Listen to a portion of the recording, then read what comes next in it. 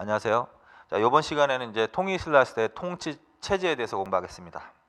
자, 먼저 각 시대별로 통치 체제면은 중앙 통치 체제, 지방 통치 체제, 그다음에 군역 제도와 군사 제도, 관리 등용 방법 이렇게 네 가지로 크게 구성이 되어 있습니다.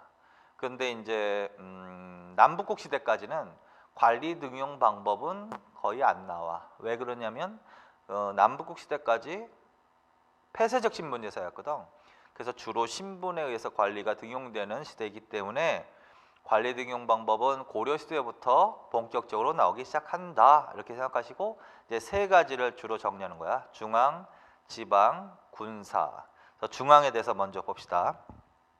중앙의 통치 조직의 특징 나와 있지? 한번 읽으시면 신라의 중앙관청, 지금 중앙관청이야. 요걸 조금 더 확대시키면 중앙 통치 조직은요, 일단 중앙관청도 있는 거고 관청도 있는 행정이고, 나라의 업무를 분담시키기 위해서 관청을 설치할 수도 있고, 그 다음에 관료제 정비하면서 관등제라는 것도 있는 거지. 관등제라는 것도 있는 거지. 그 다음에 관리들의 공복이라는 것도 정하는 거지. 그리고 공복은 색깔을 나눠서 하기도 했지. 그래서 이런 것들이 주로 중앙통치 체제와 관련이 있는 건데, 관등제하고 공복의 색깔은 이미 삼국시대에 이미 만들어진다. 요거 법흥왕으로 가도 된다. 법흥왕. 그래서 몇 관등제다? 17관등제. 어느 왕으로 간다? 법으로 간다. 법흥왕. 그리고 조금 더 한다면 삼국시대에는 왕경인과 지방민을 차별을 했죠. 그래서 왕경인을 우대했다 그랬지. 그래서 이거는 왕경인을 대상으로 하는 관등 체계가 17관등이야. 그리고 왕경인에 해당되는 관등을 경위라고 했지.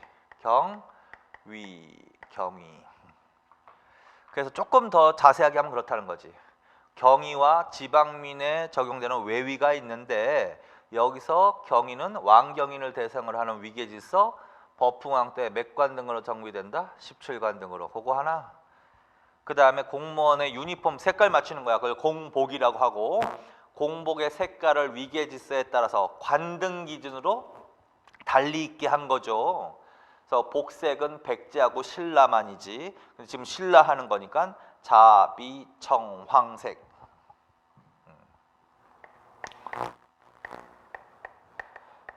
황. 이것도 다 법흥왕으로 가시면 되겠다. 그냥 크게 이해하면. 그래서 이미 경위 17관등, 관등제하고 그 다음에 공복과 복색, 자비청황 이거는 삼국시대에 만들어진다. 그리고서 지금은 관청을 위주로 보는 거야. 근데 관청도 마찬가지야. 관청도 처음 법흥왕 때 군사 업무를 담당했던 병부를 시작으로 설치되기 시작해서 이제 하나둘씩 필요에 따라 설치돼서 맨 마지막 어느 왕 때 완성된다. 신문왕 때 완성된다. 다시 복습하는 거죠. 신문왕이 제일 중요한 왕이라고 그랬지. 신문왕 때 뭘 마지막으로? 예작부하고 공장부를 마지막으로.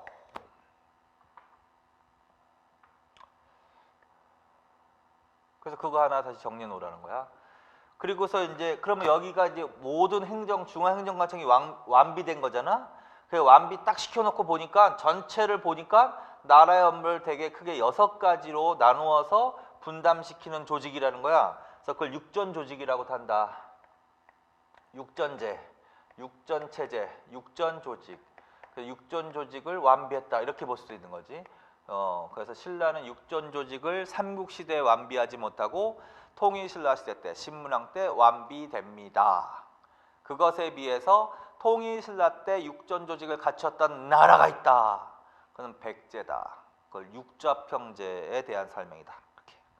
두 번째, 그런데 통일 후에는 어디를 중심으로 정치가 행해졌다? 집사부 중심 줄, 13부 줄. 통일신라 시대에는 어디가 최고 관청이 된다? 집사부. 집사부는 책임자를 삼국시대는 중시라고 했고 통일신라 시대는 시중이라고 한다. 그래서 집사부, 시중의 권한이 강화된다. 그래서 집사부 중심으로 그 아래 13부. 요게 통일신라시대 중앙행정관청의 종류다. 그래서 집사부 중심 13부. 그러면 왜 집사부 중심으로 정치가 행해질까요? 이것도 의미가 있는 거지. 통일신라시대에는 특히 구체적으로 말하면, 정확히 말하면 무열왕 이후부터 왕권이 강화됨에 따라 집사부, 시중의 권한은 강화되고 화백회의, 상대 등의 권한은 약화됩니다. 그래서 삼국시대는 주로 화백회의가 최고관청이야. 근데 통일신라시대는 집사부로 하시면 된다. 이렇게. 그러나 중대하대 이렇게 나눠놨을 때는 또 달라진다. 중대는 왕권이 강화되는 시기가 전제가 돼 있는 거지. 그러면 집사부, 시중의 권한이 강화되는 거고, 반대로 하대는 왕권이 약화되는 거지. 그러면 집사부, 시중의 권한보다는 화백회의, 상대의 권한이 올라간다. 그걸 써놓은 거죠. 그래서 확인 다시. 그 다음에 이제 구체적으로 중앙행정관청 봅시다. 중앙행정관청 그냥 한번 확인만 합시다. 그래서 통일신라시대 최고관청은 뭐라고 해야 된다? 집사부라고 해야 된다. 국정총괄이다. 책임자는 뭐다? 시중이다. 시중. 이렇게. 그래서 이거는 삼국시대보다는 어느 시대? 통일신라시대. 왕권이 강화됨에 따라 최고관청으로 된다. 이렇게 정리를 해라. 그리고 지금 발해하고만 비교합시다. 발해. 미리 비교합시다. 발해 공부해야 되니까. 그러면 집사부에 해당되는 발해관청은 뭐라고 할 수 있다? 정당성 줄쳐놓으세요. 미리. 정당성. 그다음에 책임자는 뭐다? 대내상. 대내상이다. 대내상.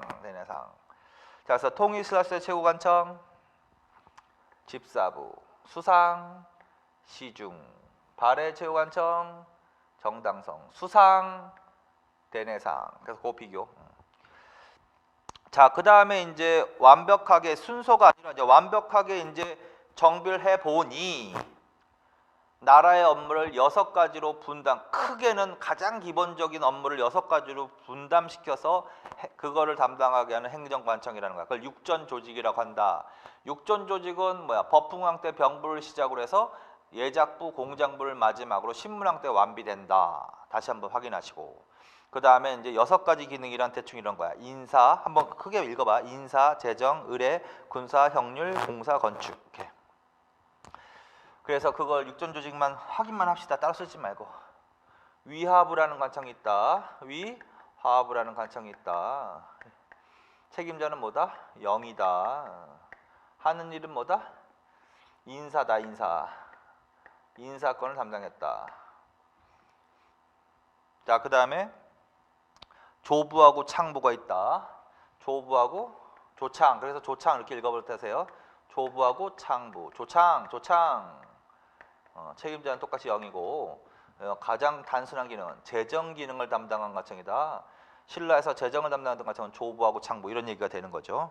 그 다음에 예부하고 영객부. 예부하고 영객부가 있다. 0이다. 하는 일은 뭐다? 의뢰. 그 중에서 예부를 더 알아두세요. 예부.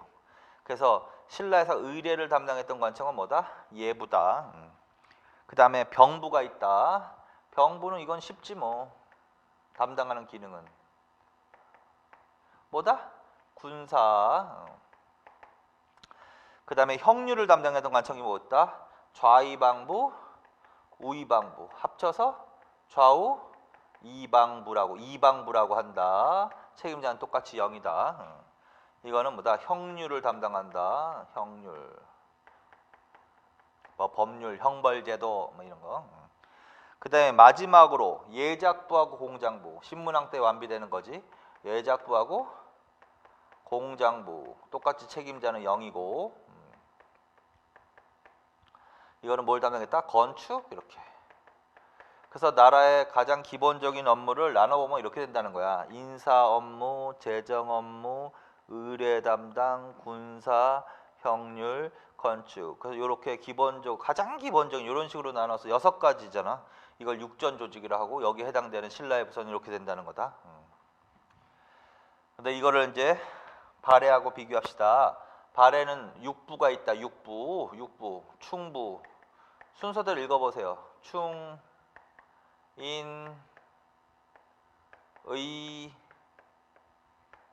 그다음에 지예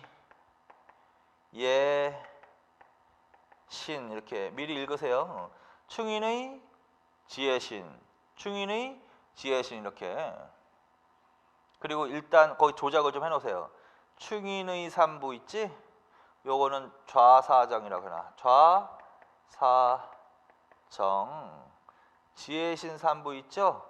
요거는 합쳐서 묶어서 우사정 이렇게. 이건 무슨 말이냐면 충인의 삼부는 얘가 담당하는 거야. 좌사정. 거꾸로 말하면 발의 좌사정이란 충인의 삼부를 담당하는 관직, 우사정이란 지혜신을 담당하는 관직 이렇게. 그리고 이걸 비교하면 인사에 해당되는 건 충부라는 거지. 그래서 위하부, 충부 같다. 조부창부, 인부 같다. 예부, 의부 같다. 병부, 지부 같다. 이방부, 예부 같다. 예작부, 공장부, 신부 같다. 이런 식으로 막 비교하는 거지. 근데 이거 뭐 다 외울 수 없으니까 일단 이거는 이거라도 확실히 알아두세요. 신라에 예부가 있다. 맞죠? 발에도 예부가 있다. 맞죠? 예부가 있는 건 맞지? 그런데 하는 일은 같다 다르다. 다르다. 신라의 예부는 뭘 담당한다? 의례. 발의 예부는 뭘 담당하는 관청이다? 형률. 자, 그래서 발의 예부와 신라의 예부는 이름만 같이 담당했던 업무는 다르다고 해야 돼. 그거는 하나는 외울 수 있잖아. 그거 계속 그 정도는. 그럼 예를 들어서 신라의 예부에 해당되는 부서로는 발의 예부가 있다. 그러면 아니라는 소리지. 뭐란 소리야? 예부가 의부란 소리고.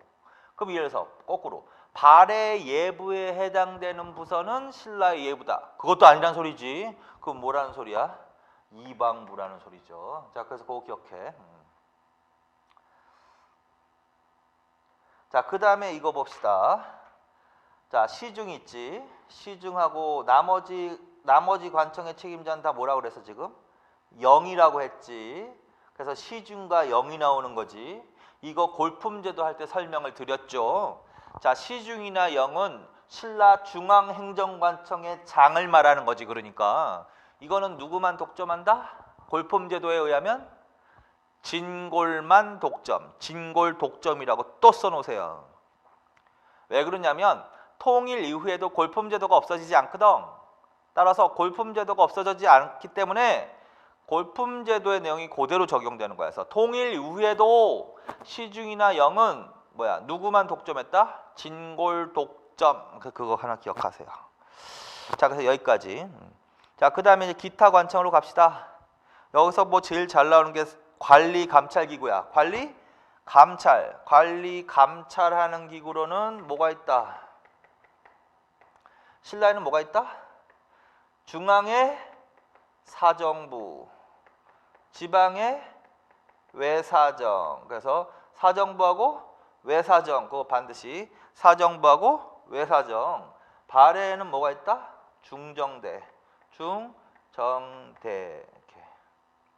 그래서 감찰을 기준으로 신라는 사정부하고 외사정, 그다음에 발에는 중정대 이렇게. 자, 그 다음에 마지막으로 적어 봅시다. 최고 유학 교육기관 정도 더 봅시다. 이 나라는 국학이지. 국하. 이 나라는 뭐다? 주자감. 그래서 만약에 이 부분을 본다면 뭐 이런 식으로 조금 볼 필요는 있다. 근데 뭐 자주 나오진 않아. 중앙행정관청은 고려하고 조선시대를 주로 잘 물어봐. 그러나 이 부분도 이제 문장 정도로 나올 수 있기 때문에 재수 없으면 이걸 또 물어보는 경우가 있단 말이야. 그러니까 정리는 해놔야지. 자주는 안 나와도. 자, 그래서 어쨌든 이런 식으로. 그 다음에 왜 발해하고만 비교하냐면 지금 남북국 시대를 하니까 발해하고 신라하고 자꾸 비교하는 문제가 나온단 말이야. 만약에 나와도. 그래서 특히 신라하고 발해를 이렇게 요 정도는 좀 비교를 해 놓으시란 말이야. 거기까지. 그래서 지금까지는 뭐에 대해서 했다? 신라의 중앙 통치 체제에 대해서 하셨다. 자, 그 다음에 뭘로 간다? 93쪽으로 간다. 통일 신라의 지방, 그 다음에 군사 제도로 간다. 자, 지방 제도에 대해서 하십니다. 자, 지방 제도, 지방 통치 조직, 지방 행정구역. 이것도 마찬가지지. 삼국시대에도 지방행정구역이 있었던 거죠, 당연히. 삼국시대의 지방행정구역은 뭐였지? 오주 이소경제도라고 한다. 오주 이소경제도. 그래서 삼국시대에는 오주 이소경제도라고 해야 되지만 통일신라 시대는 영토가 그때보다 더 늘어났다라는 거지. 더 늘어났다. 그래서 몇 주 몇 소경으로 확대된다. 9주 5소경으로 확대된다. 그래서 결론. 통일신라 시대의 지방행정구가 나와야 된다. 9주 5소경이 나와야 된다. 왕 복습 신문왕이다. 신문왕. 그래서 통일신라 시대 때 지방행정구역인 9주 5소경이 정비되었다. 그러면 신문왕 때로 가셔야 됩니다. 그 다음에 이제 각 주와 그다음에 소경, 그다음에 주 밑에 있는 군현, 군현 밑에 있는 촌, 기타 향부고 이런 것들을 지금 이제 내용을 정리하시면 돼. 자, 구주. 자, 주에는 삼국시대는 누굴 파견했다?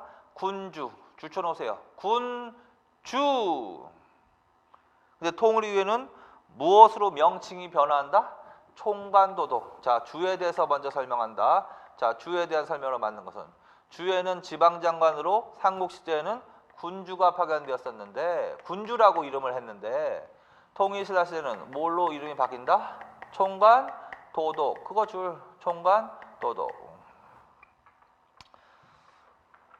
그리고 삼국시대가 됐던 통일신라 시대가 됐던 그냥 읽어. 세 개. 군주, 총관, 도독. 자, 이게 어떤 애들이다?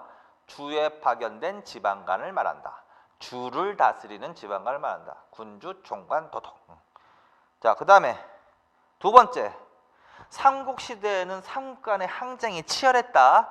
전쟁할 일이 많다. 그래서 이 지방관은 행정적 기능도 갖고 있고 군사적 기능도 갖고 있었는데 군사적 기능이 더 강조되던 시대였다.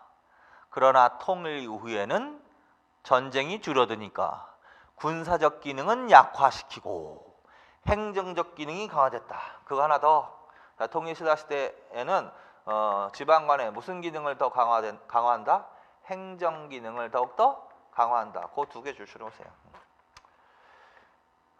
거기까지. 자, 그 다음에 군현으로 간다. 주 밑에 또 일반 행정구역으로 있는 게 군현이거든. 군현이거든. 여기엔 누구를 파견한다? 태수. 이건 뭐 삼국시대하고 똑같다. 그래서 주에는 총관도독, 군현에는 태수. 이렇게 태수.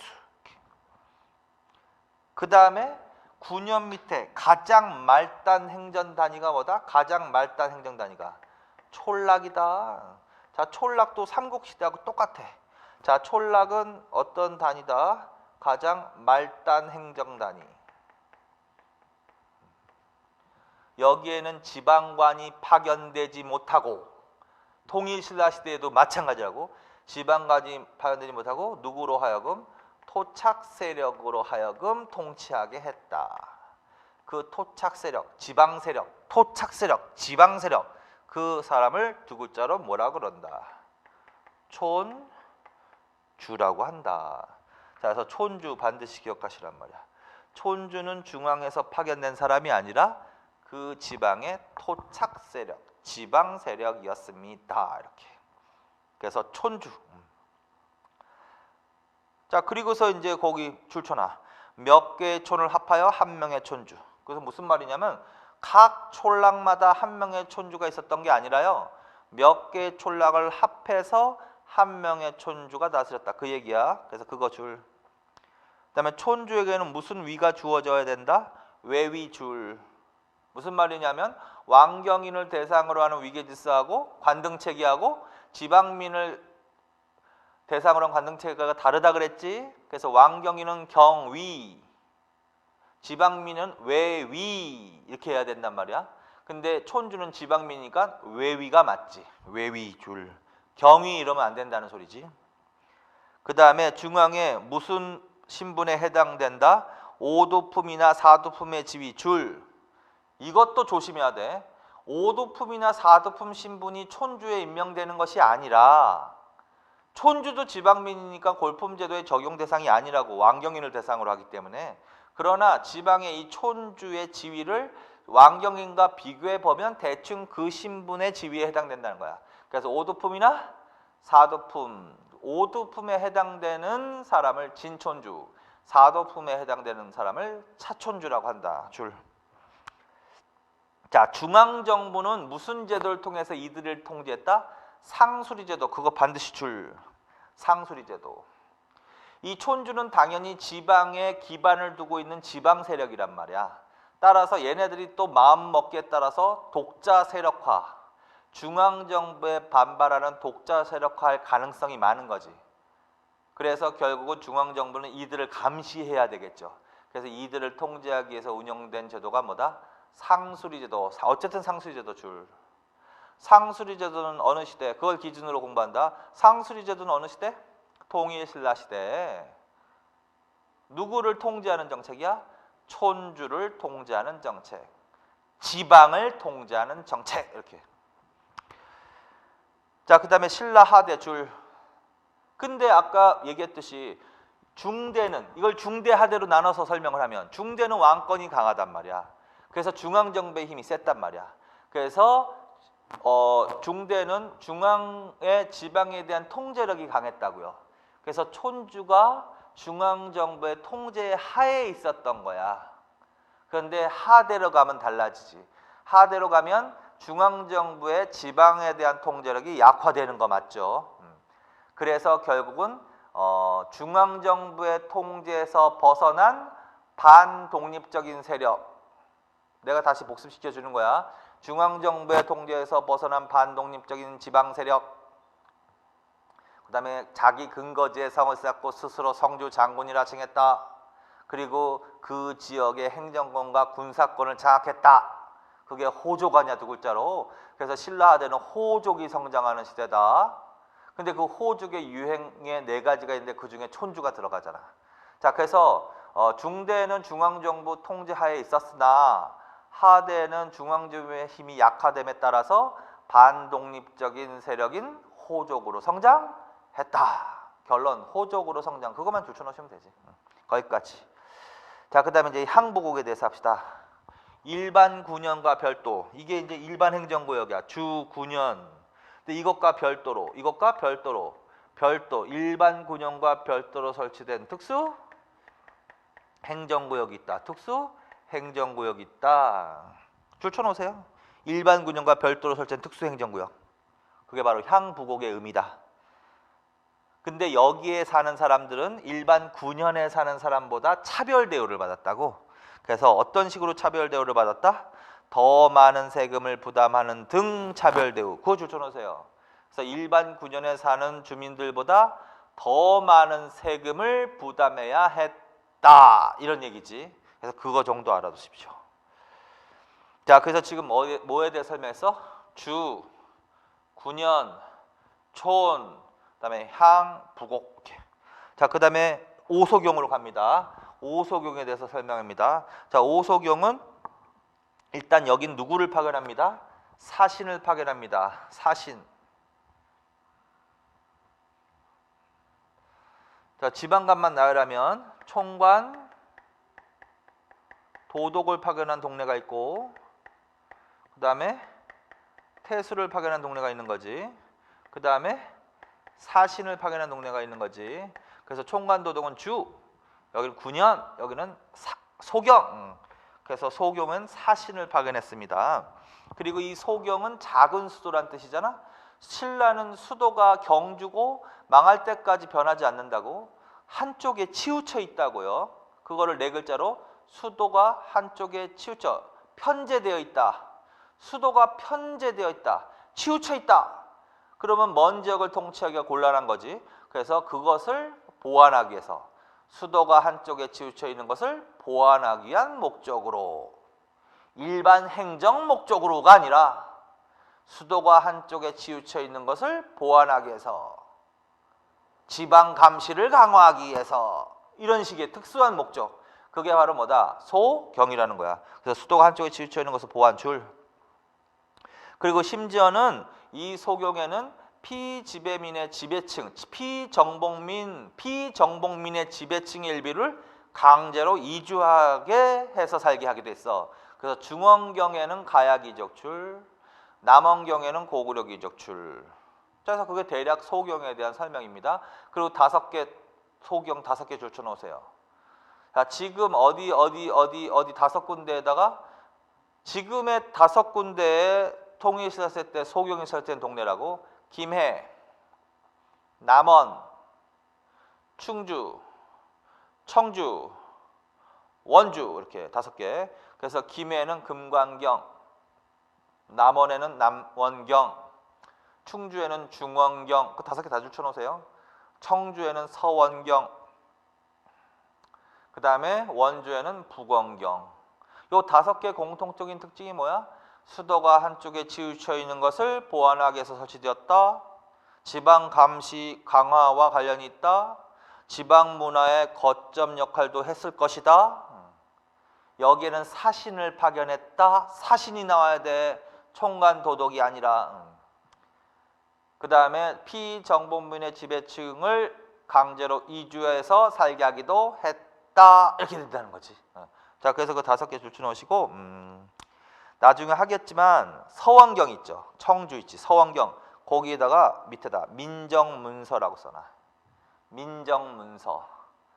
그래서 통일시대에 작성되는 문서, 민정문서라는 게 있거든. 그 민정문서와 관련되어 있는 지역이 서원경이야. 청주.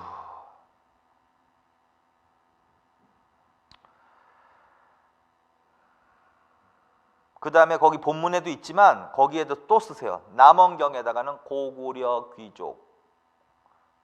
그 다음에 중원경은 고구려계. 중원경에다가는 가야계. 그건 무슨 말이야? 고구려 가야 귀족 일부를 강제 이주해서 살겠다. 그런 얘기가 되는 거죠. 거기까지 합시다. 자, 그래서 지금 뭘 설명한 거야? 결론적으로 통일신라시대 지방 행정구역과 지방통치. 구주 오소경부터 무조건 시작하시라고. 구주 오소경. 그리고 생각을 해. 주에 대해서 설명이 나면 그런 내용이 나와야 돼. 군현, 촌주.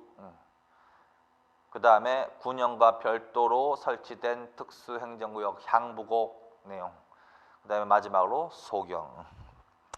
자, 그 다음에 뭘로 간다? 군사조직으로 갑니다. 군사조직. 통일신라시대 군사조직은 중앙군과 지방군으로 나눠볼 수 있습니다. 중앙군은 뭐가 나와야 됩니다? 구서당이라고 하셔야 됩니다. 지방군은 무엇이라고 해야 됩니다? 십정이라고 해야 됩니다. 그래서 서당과 정이야. 이거는 삼국시대부터 이 용어가 나왔었죠. 그래서 삼국시대에도 유일하게 신라의 서당과 정이라는 부대가 있었잖아. 그래서 서당은 중앙군, 정은 지방군. 지금 당연한 걸 하는 거야. 자, 그 다음에 서당은 9개. 그래서 구서당. 그 다음에 정은 10개. 그래서 십정. 자, 그래서 이제 그걸 정리하는 거야. 구서당에 대한 설명으로 맞는 것은. 그리고 왕. 구서당 십정도 다. 통일신라시대 통치체제를 확립시키는 사람은 신문왕으로 가면 돼. 뼈다귀는. 그러니까 이것도 다 신문왕대로 가는 거지. 이것도 그렇고 구주구소경. 이것도 그렇고 육전조직 완비한 사람도 그렇고. 구서당에 대해서 합시다. 구서당은 어느 시대? 통일신라시대. 무슨 군대? 중앙군. 그런데 신라의 중앙군은 신라인만으로 구성된 게 아니다. 신라인이 아니라 신라인뿐만 아니라 고구려인, 백제인, 보덕국인, 말갈인 등으로 구성되었다. 그게 특징인 거지. 신라의 중앙군인데 구서당은 신라인만으로 구성되어 있다 이러면 안 된다고 절대로. 그래서 신라인, 백제, 고구려, 보덕국, 말갈인 이렇게. 그런데 이제 각 민족별로 군복을 입는 옷깃의 색깔, 군복의 색깔 쉽게 말하면 옷깃의 색깔로 구분을 했어. 그래서 녹금서당, 자금서당, 비금서당. 결론, 녹색, 자색, 비색의 군복을 입었다. 그건 신라인이란 말이야. 신라인. 그 다음에 백금서당, 청금서당. 결론 백색과 청색의 군복을 입었다. 그럼 백제인이란 말이지. 그 다음에 황금서당, 황색의 군복을 입었다. 이거는 고구려인이라는 거지. 그 다음에 적금, 벽금, 벽색의 군복을 입었다. 이건 보덕국이라는 거지. 근데 보덕국은 어떤 나라냐면 고구려 안승이라는 사람이 망명을 하자 신라가 그를 보덕국왕에 임명했다 이런 기록이 있잖아. 그러니까 보덕국도 사실은 고구려계라고 볼 수 있는 거죠. 그 다음에 말갈은 여진족을 이때는 말갈 이렇게 불렸다고. 그래서 이거는 흑색, 흑금서당이네요. 자, 그래서 하나, 둘, 셋, 넷, 다, 여, 일곱, 여덟, 아홉. 그래서 합쳐서 이거를 구서당이라고 한다고. 자, 그래서 이건 신라, 백제, 고구려, 그다음에 보덕국, 말갈계. 그래서 이걸 어떻게 표현하냐면 신라인만으로 구성된 게 아니라 신라가 삼국을 통일하는 과정에서 백제인이나 고구려인까지 어떻게 흡수했다. 그래서 이거를 민족 융합책 이렇게 물어보는 거야. 민족 융합책의 가장 대표적인 민족 융합책의 일환이다. 이런 식으로. 그래서 그거 하나. 그래서 별 내용 없다. 그래서 확인하면서 정리하면 돼. 자, 그 다음에 지방군. 지방군은 뭐다? 정이다, 정. 몇 개가 있다? 10개가 있다. 그래서 10정이라고 하는데 보통 이 정은 지방군이기 때문에 주로 지방에 배치되는 거야. 그러니까 주에 배치된 분들이야. 주에 배치된 주에 배치돼. 그래서 주에 주둔하는 군대 그게 10정이다. 그런데 생각해 보면 주는 9개란 말이야. 근데 정은 10개란 말이야. 그러면 각 주에 한 정씩 배치해도 하나가 남는단 말이야. 그래서 원칙적으로 이제 각 주별로 하나의 정이 설치되어 있었는데 이 지역은 굉장히 중요했어. 삼국시대부터 중요했던 지역이야. 삼국이 치열하게 다퉜던 지역이야. 한강유역.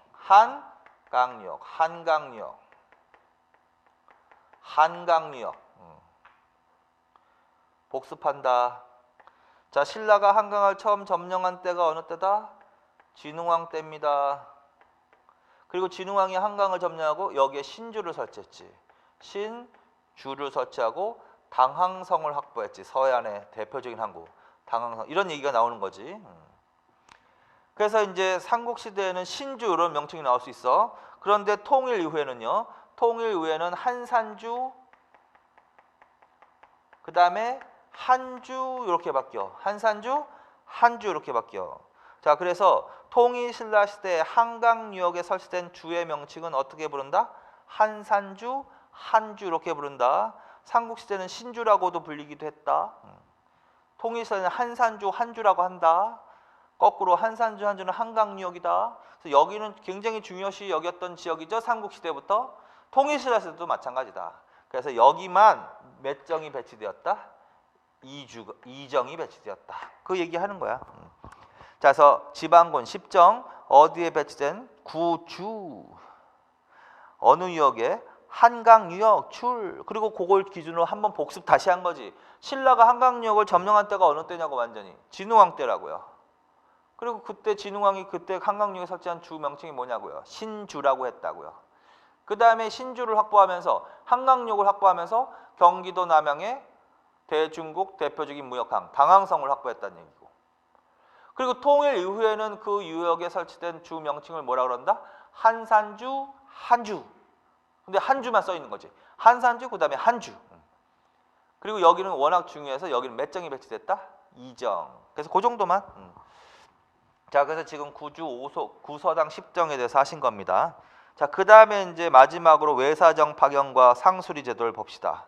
자, 외사정 파견은 어디에 파견했대? 주군에 파견, 줄. 외사정 파견은 문무왕이라고도 써놓으세요. 문무왕 때는 주군에 외사정을 파견했다라는 기록이 있단 말이야. 누구를 감시하는 거다? 지방관을 감시하는 거지.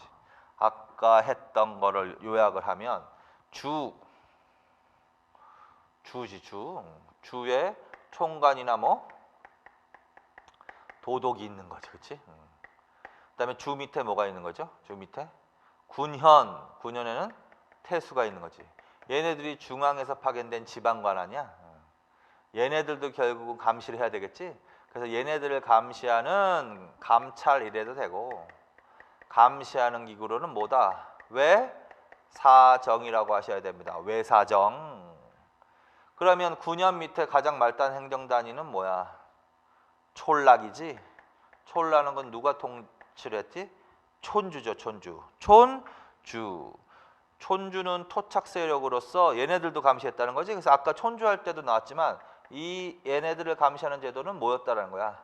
상수리 제도라는 거야. 그래서 외사정과 상수리는 좀 공통점은 뭐냐면 지방 감시하는 거야. 지방 통제를 강화하는 거야.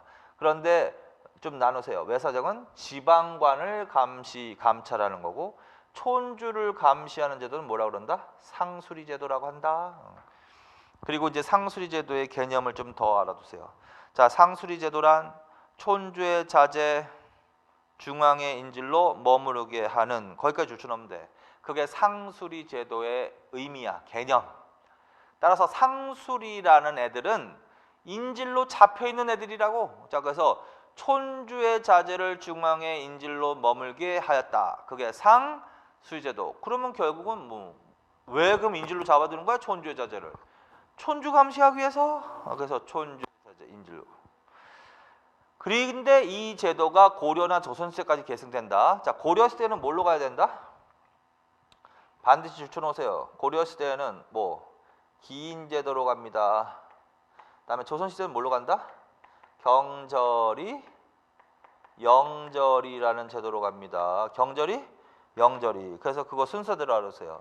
통일신라시대 상수리, 고려시대 기인제도, 조선시대 경절이, 영절이. 미리 예습한 거야 이거. 자, 그래서 거기까지. 그러나 지금 통일시대 했으니까 상수리 좀 알아두면 되겠지. 오케이?